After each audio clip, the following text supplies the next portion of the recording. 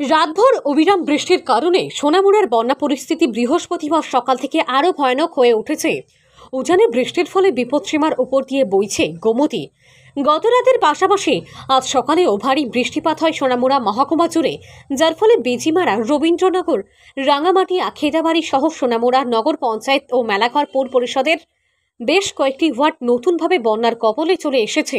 মেলাঘর ও সোনামুড়া দুর্গাপুর দিয়ে গোমতীর বাঁধের কয়েকটি অংশে ফুটো হয়ে যাওয়ায় কাদা মিশ্রিত জল বেরিয়ে আসছিল। বালির বস্তা ফেলে সেই সমস্ত ফুটো মেরামত করা হয়েছে। মেলাঘর থেকে সোনামুড়ার রাস্তার রাঙামাটিয়া এলাকার একধারের একটা অংশ ভেঙে যাওয়ায় প্রশাসনের তরফে রাস্তাটি বন্ধ করে দেওয়ায় যোগাযোগ বিচ্ছিন্ন হয়ে পড়েছে সোনামুড়া। যদি রাস্তাটি পুরোপুরি ভেঙে যায় তাহলে গোমতীর জল প্রবেশ করে অবস্থা আরও ভয়াবহ হওয়ার আশঙ্কা দেখা দিয়েছে। তাছাড়া গোটা মহকুমায় এখনো পর্যন্ত 20,000-এরও বেশি মানুষ বন্যা কবলিত হয়েছে বলে জানানো হয়েছে মহকুমা প্রশাসনের তরফে।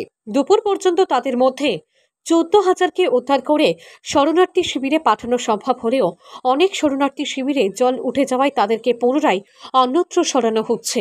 জেলা শাসক এবং সমাহর্তার এক আদেশ মেনে সোনামুড়া মহকুমায় অতি বর্ষণের ফলে সৃষ্ট পরিস্থিতি মোকাবেলায় নদীর বাঁধ সেতুর উপর দিয়ে যে কোনো ধরনের যানবাহন উপর চলাচলের উপর বাধা নিষেধ আরোপ করা হয়েছে।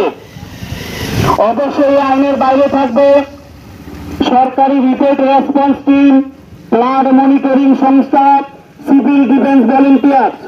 যারা এই আইন লঙ্ঘন করবেন তাদের বিরুদ্ধে ভারতীয় দণ্ডবিধির ডিজাস্টার ম্যানেজমেন্ট অ্যাক্ট অনুযায়ী আইনানুগ ব্যবস্থা নেওয়া হবে।